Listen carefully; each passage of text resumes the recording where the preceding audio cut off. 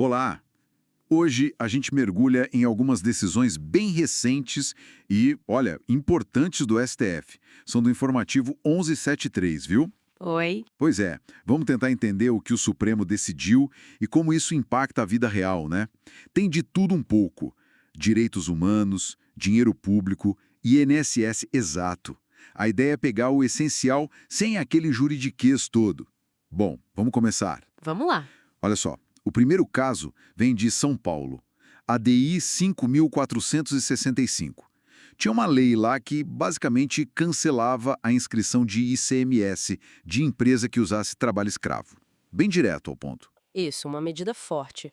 E o STF, ele disse que a lei é constitucional, sim. Só que tem um mais aí.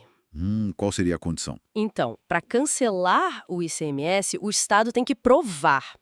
E não é só provar que teve o problema lá na ponta, na produção. Ah, não. Não, tem que ter um processo administrativo certinho, sabe? Com direito à defesa para a empresa e tudo mais.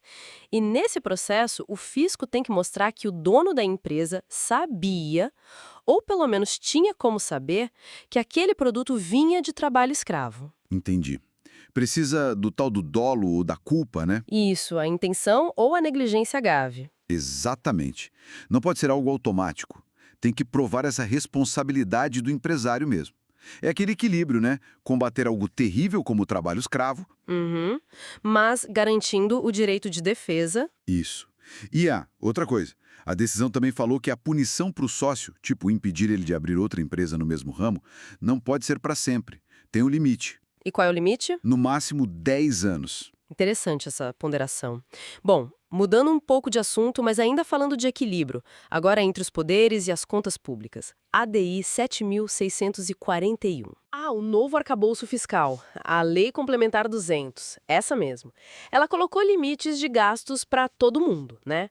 A dúvida era, e o dinheiro que o próprio judiciário arrecada? Tipo taxas, custas, entra nesse limite geral ou não? Pois é, essa era a questão.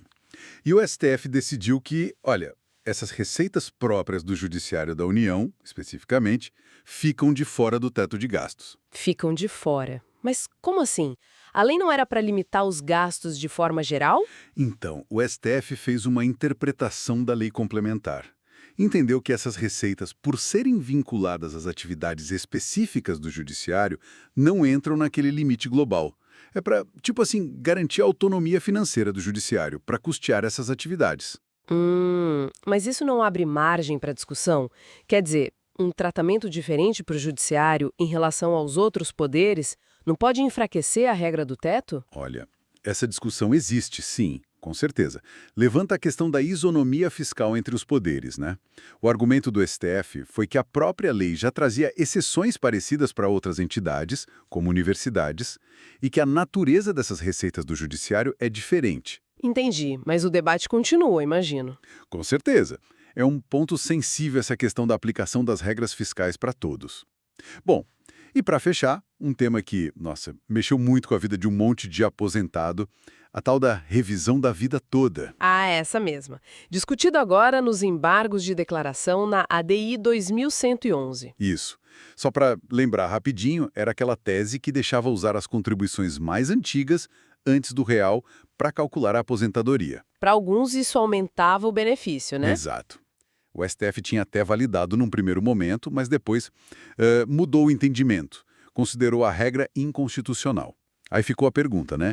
Quem já tinha recebido dinheiro a mais, muitas vezes com decisão da justiça, mesmo que liminar, ia ter que devolver tudo para o INSS. Pois é, essa era a grande tensão.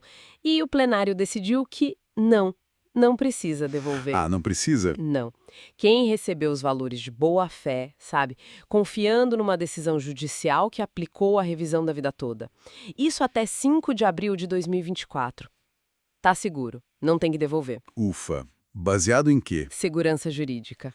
Principalmente segurança jurídica e também o fato de que a aposentadoria é verba alimentar, né? Tem essa proteção especial. A pessoa recebeu, usou para viver e não seria justo pedir de volta depois que a interpretação mudou. Faz todo sentido. Proteger quem agiu de boa fé, confiando no que a justiça tinha dito antes. Exatamente. E tem mais um detalhe importante que eles definiram. O quê? Nas ações que ainda estavam rolando sobre a revisão da vida toda naquela data, 5 de abril, não pode cobrar honorários de sucumbência nem custas processuais dos segurados. Ah, bom saber também, uma proteção a mais. Isso mostra a preocupação do tribunal com o impacto dessas mudanças de jurisprudência na vida das pessoas e na confiança delas no sistema, né? Então, resumindo a ópera de hoje, a gente viu o STF tentando achar um meio termo entre combater o trabalho escravo e garantir a defesa das empresas, Reafirmando uma certa autonomia financeira para o judiciário dentro das novas regras fiscais. e, por fim, protegendo a boa-fé e a segurança dos aposentados que receberam valores com base na revisão da vida toda, antes da mudança final de entendimento. Perfeito. E fica aquela reflexão, né? Como essas decisões, que às vezes parecem muito técnicas, lá do Supremo, acabam descendo para a realidade. É verdade. A nossa própria percepção sobre direitos e deveres é algo para a gente continuar acompanhando e pensando a respeito, viu?